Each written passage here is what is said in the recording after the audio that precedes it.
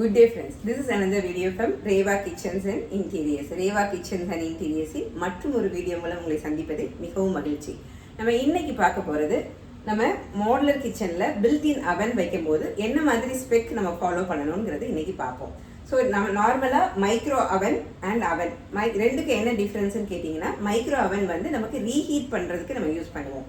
அதே மாதிரி அவன் வந்து கேக் பேக் பண்ணுறது, ரோட்டி சரி, அதே மாதிரி சிக்கன் தந்தூரி அந்த மாதிரி பண்ணுறது நமக்கு அவனில் யூஸ் பண்ணுவோம். இதே சேர்ந்து காம்பி அவன் இருக்குது. ஸோ அது வந்து மைக்ரோவேவ் மாதிரி ரீஹீட் பண்ணவும் யூஸ் பண்ணிக்கலாம்.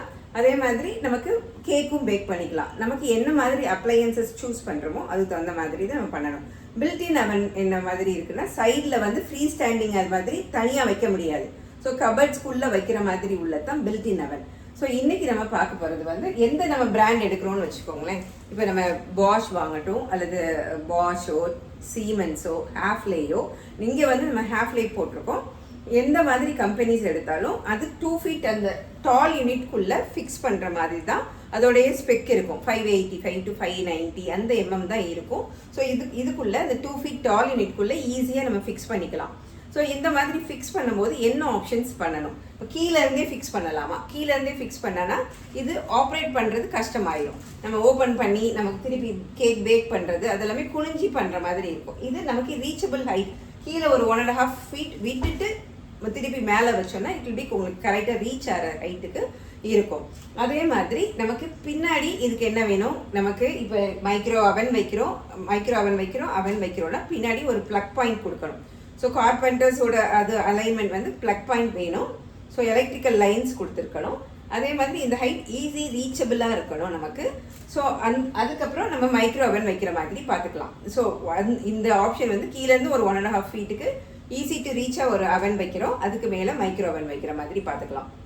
அதே மாதிரி இங்கே கீழே ஒரு வெண்ட் கொடுத்துருக்கோம். இது என்னதுன்னா நார்மலாக என்ன பண்ணுவாங்கன்னா பின்னாடி பேக் சைடு ஒரு வெண்ட் கொடுப்பாங்க. பின்னாடி பேக் சைடில் வெண்ட் கொடுத்தாலும் பின்னாடி கபர்ட்ஸ் எல்லாம் வச்சுட்டோன்னா ஹாட் ஏர் வெளியே போக முடியாது. ஸோ என்ன பண்ணணும்னா நமக்கு இந்த மைக்ரோ அவன் வச்சுட்டு அதுக்கப்புறம் ஒரு 3 inch ஸ்பேஸ் கொடுத்துட்டு அதில் வெண்ட் வச்சோன்னா ஹாட் ஏர் ஆட்டோமேட்டிக்காக வெளியே போயிடும்.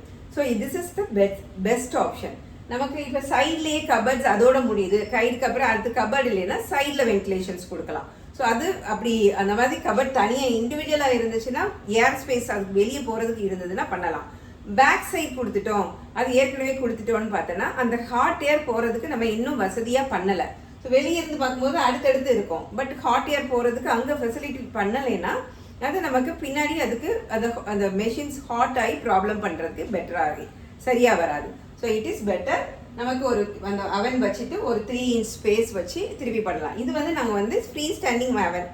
இதுவே இன்பில்ட்டாக இருந்தாலும் இதுக்கு மேலே நம்ம பண்ணிக்கலாம். இது ஃப்ரீ ஸ்டாண்டிங்கே நமக்கு ஒரு டோர் மாதிரி போட்டு நமக்கு அந்த ஸ்பேஸ் இருக்குது சுற்றி, அதனால இங்கே வெண்ட் கொடுக்கல.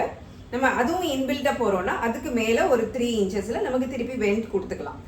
This is the procedure for installing oven and microwave. So any doubts, call me. Thank you.